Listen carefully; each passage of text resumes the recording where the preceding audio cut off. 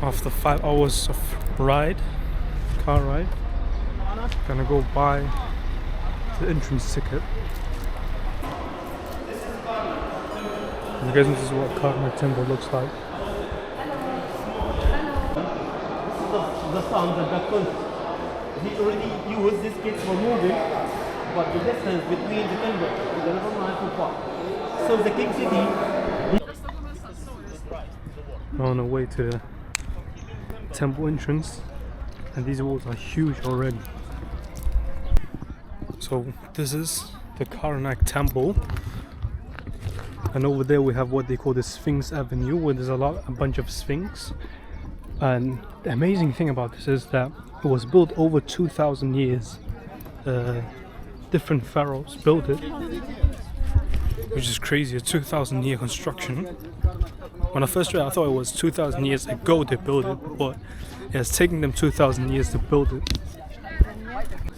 So the pharaoh Ramses II wanted to make the entrance more beautiful, so he built 1,000 sphinx.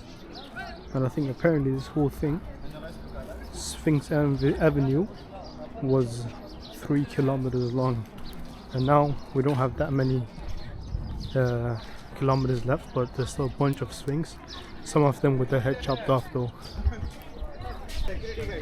And the sphinx look different from the ones that I've seen in Giza. Here they look like goats.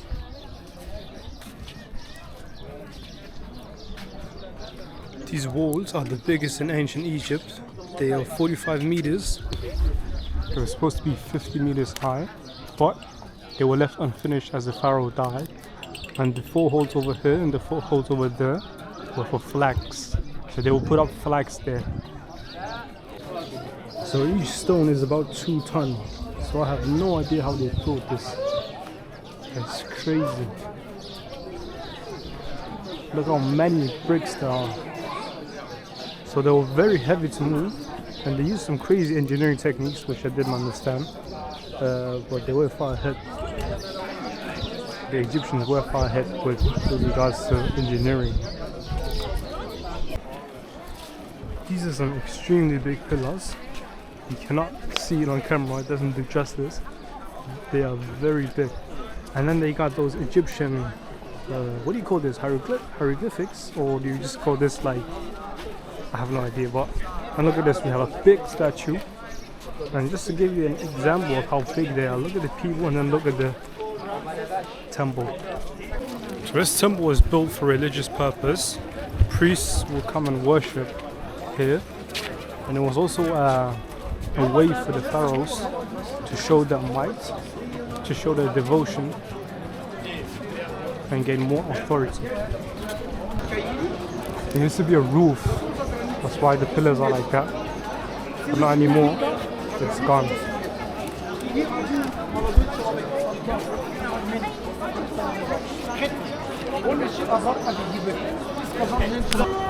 Apparently there's 135 columns, or 134, I don't remember. Look at this. There's so many, and each one is so big. And there's also very big obelisks. This one is 24 meters. With Egyptian hieroglyphics on it. The granite, the mountain. The granite plus 1 is the beginning. These are like small holes like that.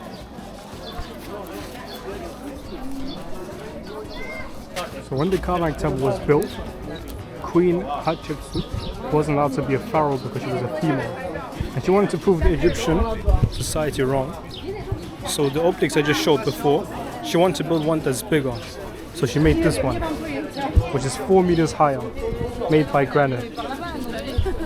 So not only did Queen Hatshepsut build one, she built 2. But this one got destroyed, it fell, and it destroyed the columns over here. Another amazing thing is how aligned these obelisks were when they built it. Like, that's some crazy engineering. This is a statue of Queen Hatshepsut. Look at the feet size. Apparently she asked for everything to be twice as big.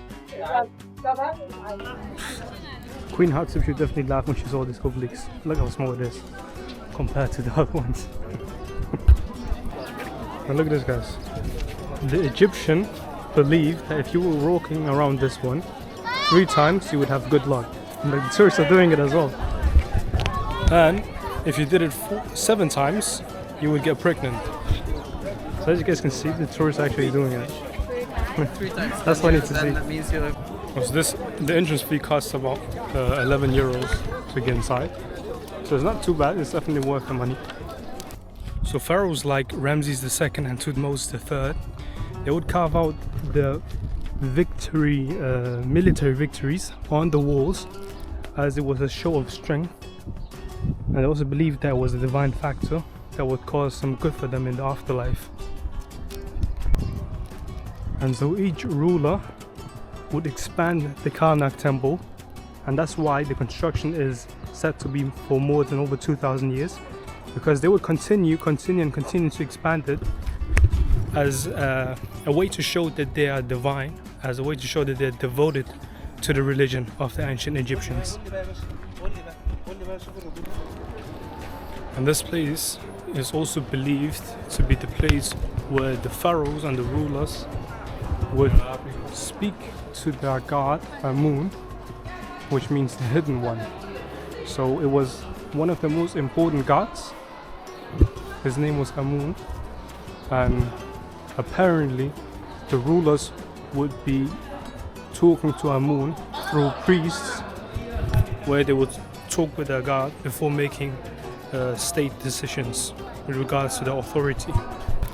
And the priests would take advantage of this by saying, sometimes rivaling the pharaohs for power, because they were priests, so they used the religious power against the pharaoh sometimes, because the pharaohs believed that Amun was talking to the pharaohs through the priests. So in reality, the priests had a lot of influence on what to make the pharaohs do. And other than just using the temple as a religious center, they was use it as a storage where they would store a lot of gold, a lot of grain, and a lot of other valuables.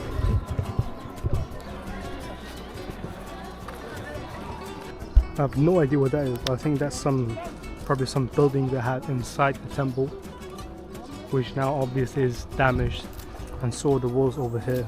But it still goes to show that the engineering of the ancient Egyptians were actually very impressive, because this was built more than 2,000 years ago. So even after the pharaoh's reign, rulers such as Alexander the Great would expand the temple in honor of Amun, in honor of the Egyptian god. I have no idea where I am, but look at this, so many of these Egyptian letters, Egyptian war things, I don't know what to call them.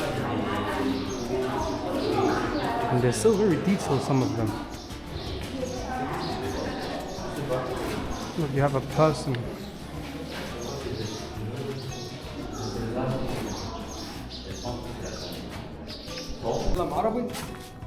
English better. English better, yeah. English better. English is better if you speak. Yeah.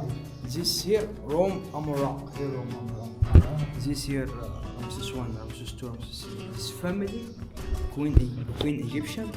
This down here, this is pray. Amora. Oh, so they were praying here to the rock. Okay, nice. Wow. Another thing to mention is that this whole temple was actually abandoned and forgotten about, and it was covered in sand. So there must have been a lot of sand here. It was covered in sand and was only found in the 19th century. That was discovered again. That's really crazy to think about. So all of this was forgotten about, and that's how easy rulers and big empires, they're forgotten in history. That's absolutely mind-blowing. Alright, we finished looking at the Karnak temple. The adhan is playing, so it's basically prayer time. That's the Islamic call to prayer. And over there we have the Nile River that continuation of the Nile River that I was in Cairo.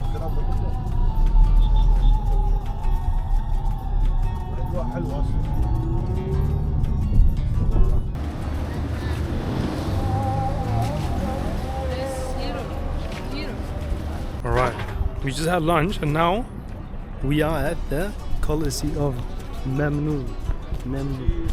And the Colosseum of Memnon is these two statues that are the statues of the pharaoh Amenhotep III.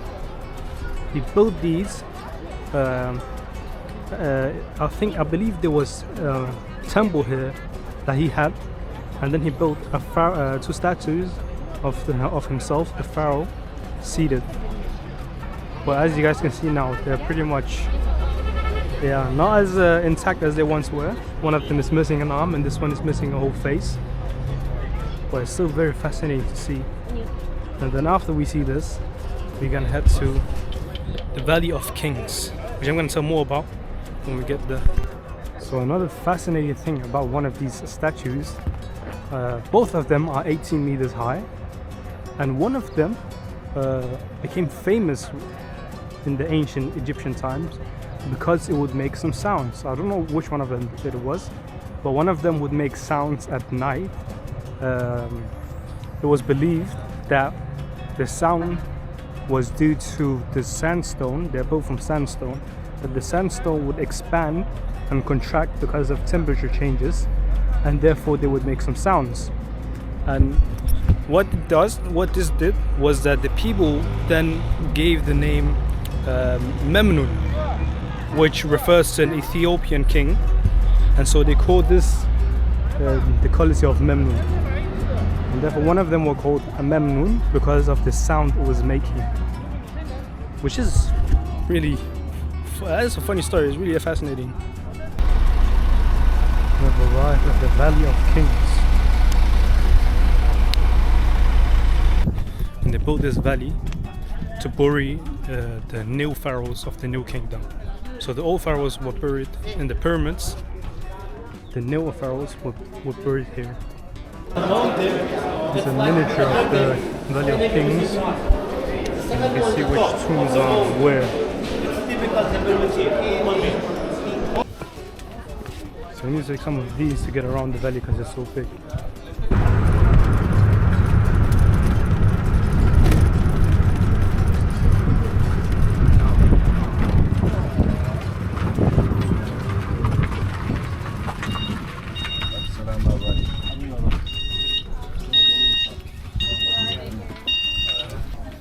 And the purpose of the Valley of Kings is to bury the new pharaohs of the new kingdom. So not the old pharaohs. The old pharaohs were buried at the pyramids. The new pharaohs, they chose to be buried here because they have hidden tombs, and the valley itself makes it harder for robbers to come and rob their graves, because these pharaohs would take a lot of loot with them into the graves, as they thought it would be with them in the afterlife, and they believe that this is the gate to the afterlife. And each of these are a tomb. And some of the more famous people that were buried here are people like Ramesses II, Seti I, and Tutankhamun. And Tutankhamun is probably the most famous pharaoh to have lived. He took the chair of power and became the pharaoh of Egypt at the age of 8 or 9 years old. And he reigned Egypt for 10 years until he was about 18 or 19, where he died mysteriously, and he was buried here. And Tutankhamun's tomb was just found in 1922, and it was still intact, with the coffin still very detailed and not damaged at all. And it was found in 1922 by an excavator called Howard Carter, one of the most famous excavators in the world, and he was actually gifted a house by the Egyptian authorities for finding Tutankhamun's tomb. And you have to pay separately to get inside that tomb, since it is more special. So the entry ticket gives you access to 3 tombs, and then you have to pay an extra if you want to go into Tutankhamun's tomb. which I did. I'm gonna leave the Tutankhamun's tomb as the last one, as it's definitely the best one. So I'm gonna see the other ones first. First we're gonna visit the tomb of Ramesses III. The tomb is known as KV11. Oh guys, look at this. They built these tombs. They had two designs for the tomb. Either they will build stairs or they will build straight. The first design, they will build straight. They will build stairs. But they realized it takes longer time to dig when building stairs. So they made straight ones. Like this one, I believe. I believe this one is straight. Look at this. So this is the tomb of Ramses III, I believe. And they will keep building and digging more until the pharaoh died. And when the pharaoh died, they would build a chamber and they will put him to rest there. And sometimes they will dig and dig, build the chamber, and the pharaoh still hasn't died, so they'll dig even more, build the chamber, and if the pharaoh died, they will bury him there. This is so amazing to see.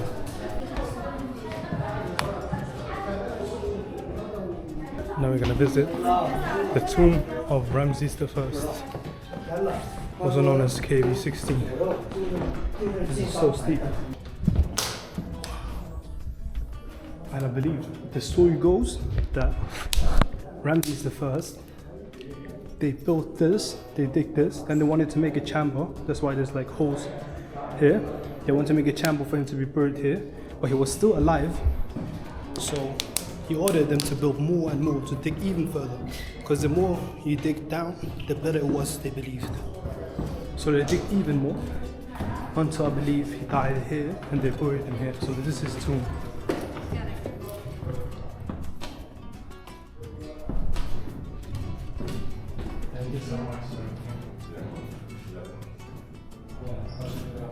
So this is here where Ramses I is buried.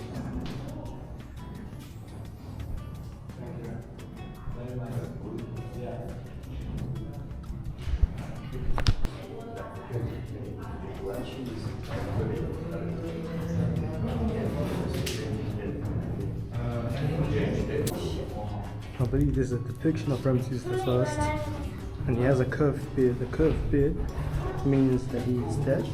If it's straight, it means he's living. So this must have been painted before, after his death. Here, for example, the beard is straight, which means that the person was alive, the pharaoh was alive. The men would be colored with a dark color, and the women would be colored with a white color, which is symbolizing that man is the one outside and the woman is at home. We're gonna visit Ramses IV, also known as KV6. This is so much bigger than the other ones. I believe this one was 5 meters high. You can actually come inside here with a car. That's how big it is. And look. So this was Ramses IV. Ramses IV had a much bigger corridor and tomb than the other Ramses. And down there will be the tomb of Ramses IV. Nine. Correct. So I've been saying it wrong the whole time. It's been saying 4th instead of 9. And apparently snakes represent enemies. And now I've saved the best for last. We're gonna visit Tutankhamun's grave.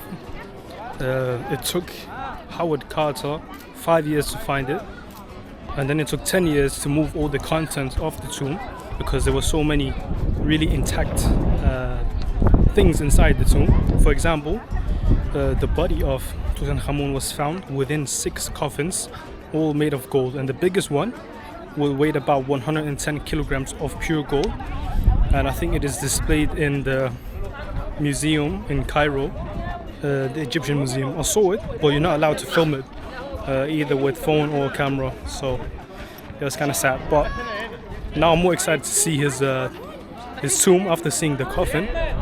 And Tutankhamun was very rich, so that's why he could afford to make a very special one. And the reason why his has been so hidden for so long, as I mentioned, it was first found in 1922. So a lot of years have passed since he was buried, and the reason is that there's another tomb above it. So the ancient Egyptians and other people, they didn't know whether there was a tomb underneath this tomb. They didn't think that would be possible until it was found out that there's one. And in total, there's 62 tombs in the Valley of Kings, and apparently they keep finding more with modern technology. So again, just goes to show how crazy the engineering skills of the ancient Egyptians were. So let's go down and see the tomb of Tutankhamun. Again, this one has a stair design, but then it goes more flat, which was to save time because they wanted to build as much as possible within the amount of time they had. They wanted to dig as much as possible because the further down you could get, the better. Look at this.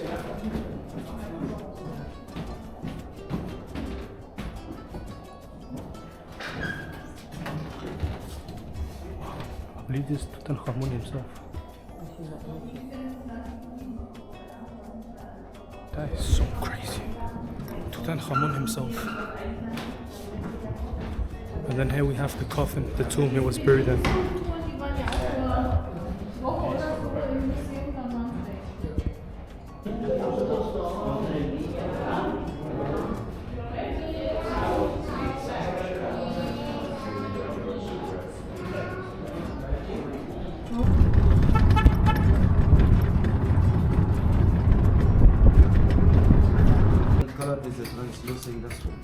The green one and the brownish one, after they make the vase and beeswax and often is a translucent, that's three different color. We bring it, the stone come from this is mountain, behind followed the king, followed the queen, 40 kilometers by using camel and donkey. Okay, big block alabaster stone behind it. How make the form? The first will is any form. By sun hammer the first. For example, this is a form of the vase. Okay, look here. Strong man. It's heavy. Oh, yeah, 6 days to be done.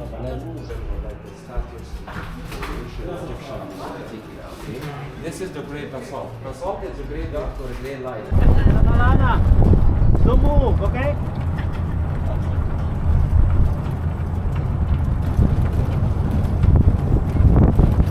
This is the temple of Queen Hatshepsut.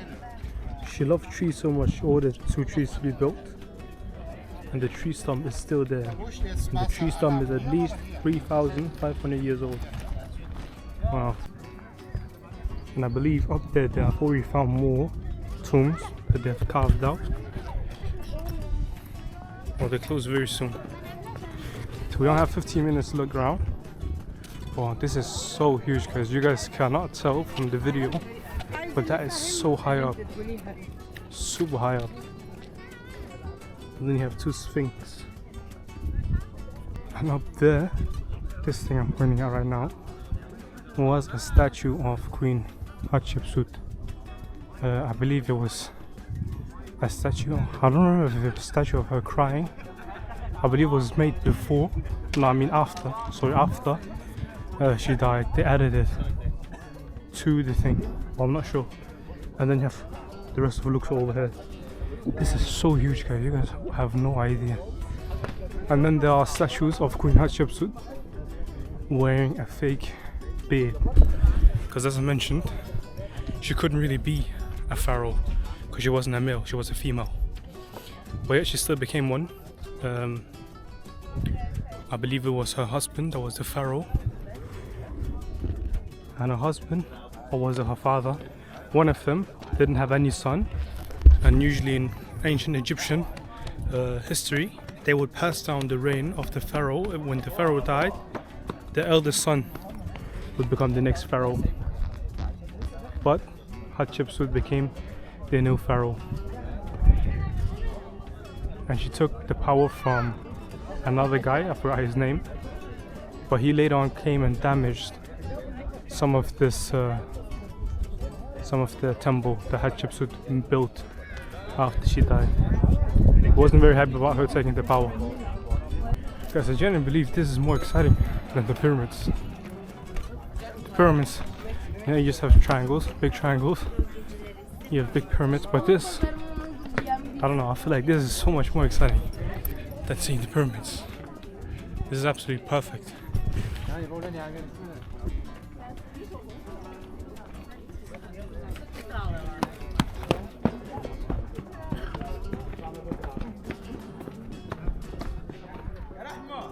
And the beard is straight because she lived when this temple was being built.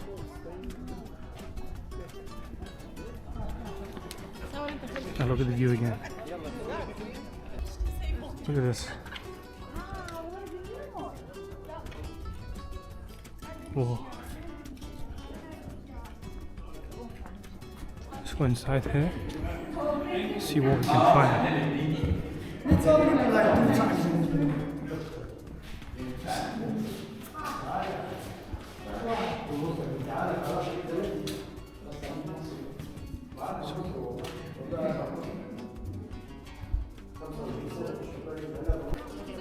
This view is incredible, guys.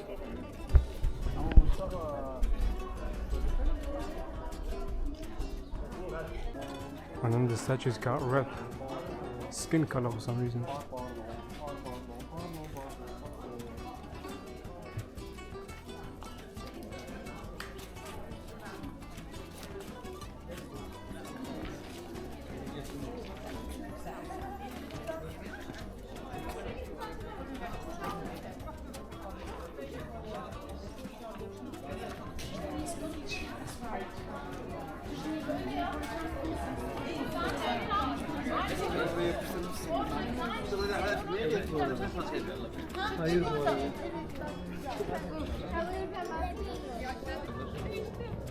Let's go down again.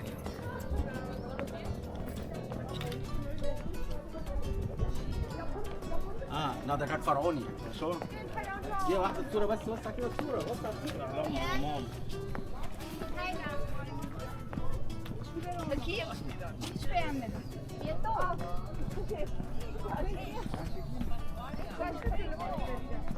Look at the view behind me. This is crazy big. I believe those are remnants of the temple.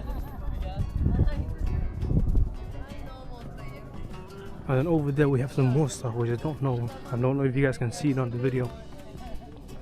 This is really beautiful. I definitely think this is worth the trip. I think this trip might have been better than the Cairo trip.